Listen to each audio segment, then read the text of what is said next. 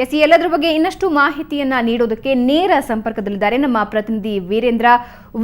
ಇಲ್ಲಿ ಪ್ರಮುಖವಾಗಿ ಬಂಡಾಯದ ಬಿಸಿಯನ್ನ ಶಮನಗೊಳಿಸದೆ ವೈಯಕ್ತಿಕ ಮನಸ್ತಾಪಗಳ ನಡುವೆ ತಮ್ಮ ಕೈಗೆ ಬರಬೇಕಾದಂತಹ ಅಧಿಕಾರವನ್ನ ಬಿಜೆಪಿ ಕಳೆದುಕೊಂಡಿದೆ ಅನ್ನುವ ಮಾಹಿತಿ ಇದೆ. ಇದರ ಜೊತೆಗೆ ಇದರ ಲಾಭವನ್ನ ಕಾಂಗ್ರೆಸ್ ಮತ್ತು ಜೆಡಿಎಸ್ ಯಾವ ರೀತಿ ಬಳಸಿಕೊಳ್ತಾ ಇದೆ? ಎಸ್ ಭಾವನಾ, ಹಿಂದಿನಿಂದಲೂ ಕೂಡ ಅರವಿಂದ ಲಿಂಬಾವಳಿ ಹಾಗೂ ಆರ್ ಅಶೋಕ್ ನಡುವೆ ಬೆಂಗಳೂರಿನ ಅಧಿಕಾರಕ್ಕೆ ಸಂಬಂಧಪಟ್ಟ ಹಾಗೆ, ಬೆಂಗಳೂರಿನ ಆಡಳಿತದ ಹಿಡಿತಕ್ಕೆ ಸಂಬಂಧಪಟ್ಟ ಹಾಗೆ ವೈಮನಸ್ಸು ಇದ್ದೇ ಇದೆ.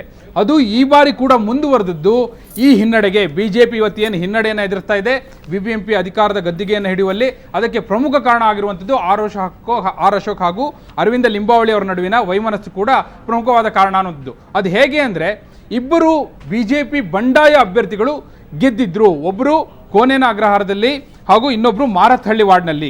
ಕೋನೇನ ಅಗ್ರಹಾರದಲ್ಲಿ ಚಂದ್ರಪ್ಪ ರೆಡ್ಡಿ ಅನ್ನೋರು ಬಿಜೆಪಿ ಬಂಡಾಯ ಅಭ್ಯರ್ಥಿಯಾಗಿ ನಿಂತು ಗೆದ್ದಿದ್ರು. ಇನ್ನೊಬ್ಬರು ಎನ್ ರಮೇಶ್ ಮಾರತ್ಹಳ್ಳಿಯಲ್ಲಿ ಕೂಡ ಅವರು ಕೂಡ ಬಿಜೆಪಿ ಬಂಡಾಯ ಅಭ್ಯರ್ಥಿಯಾಗಿ ನಿಂತು ಇಬ್ಬರು ಕೂಡ ಪಕ್ಷೇತರರು ಗೆದ್ದಿದ್ರು.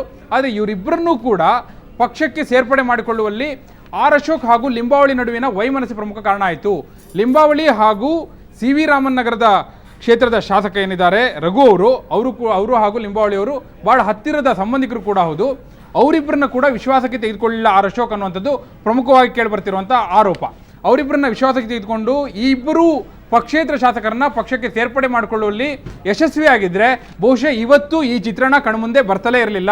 ಆ ಇಬ್ಬರು ಶಾಸಕರ ಬೆಂಬಲ ಈಗಾಗಲೇ ಬಿಜೆಪಿಗೆ ಸ್ಪಷ್ಟವಾಗಿ ಲಭ್ಯ ಆಗಿದ್ದಿದ್ರೆ ಕಾಂಗ್ರೆಸ್ ಇವತ್ತೇನು ಮ್ಯಾಜಿಕ್ ನಂಬರ್ನಿಂದ 2-3 ಸೀಟು ಮುಂದೆ ಹೋಗ್ತಾ ಇದೆ, ಅದಕ್ಕೆ ಹಿನ್ನಡೆ ಆಗ್ತಾ ಇತ್ತು. ಆ 2 ಸೀಟ್ ಏನು ಕಾಂಗ್ರೆಸ್ಗೆ ಮೈನಸ್ ಆಗ್ತಾ ಇತ್ತು, 2 ಸೀಟು ಬಿಜೆಪಿಗೆ ಪ್ಲಸ್ ಆದಾಗ ಕಾಂಗ್ರೆಸ್ ಯಾವುದೇ ಕಾರಣಕ್ಕೂ ಇಂತಹದ್ದೊಂದು ಪ್ರಯತ್ನಕ್ಕೆ ಕೈ ಹಾಕಲಿಕ್ಕೆ ಸಾಧ್ಯವೇ ಆಗ್ತಿರಲಿಲ್ಲ ಅನ್ನೋದು ಸ್ಪಷ್ಟವಾಗಿ ಗೋಚರ ಆಗ್ತಾ ಇದೆ.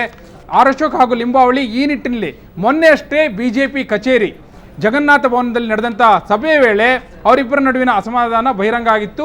ಲಿಂಬಾವಳಿ ಅವರು ದೂರವಾಣಿ ಕರೆಯನ್ನು ಮಾಡಿ ಈ ಇಬ್ಬರು ಪಕ್ಷೇತರ ಶಾಸಕರನ್ನ ನನ್ನ ಗಮನಕ್ಕೆ ತಾರದೆ ಸೇರ್ಪಡೆ ಮಾಡಿಕೊಳ್ಳೋದಕ್ಕೆ ನನ್ನ ವಿರೋಧ ಇದೆ ಅನ್ನುವಂಥ ಮಾತನ್ನು ಹೇಳಿದರು. ಅಶೋಕ್ ಲಿಂಬಾವಳಿ ಹಾಗೂ ರಘು ಅವ್ರ ಜೊತೆ ಮಾತುಕತೆ ನಡೆಸುವಲ್ಲಿ ಹಿಂದೇಟು ಹಾಕಿದ್ರು. ಇವರಿಬ್ಬರ ನಡುವಿನ ಶೀತಲ ಸಮರ ಇವತ್ತು ಬಿಜೆಪಿಗೆ ಸ್ಪಷ್ಟ ಹಿನ್ನಡೆ ಆಗಲಿಕ್ಕೆ ಕಾರಣ ಆಗಿ ಮುಂದೆ ಕಾಣಿಸ್ತಾ ಇದೆ. ಭಾವನಾ. ಎಸ್ ವೀರೇಂದ್ರ, ಧನ್ಯವಾದ ನಿಮ್ಮೆಲ್ಲ ಮಾಹಿತಿಗೆ. ಈಗ ಒಂದು ಬ್ರೇಕ್ ನಂತರ ನ್ಯೂಸ್ ಲಂಚ್ ಮತ್ತೆ ಮುಂದುವರಿಯುತ್ತೆ.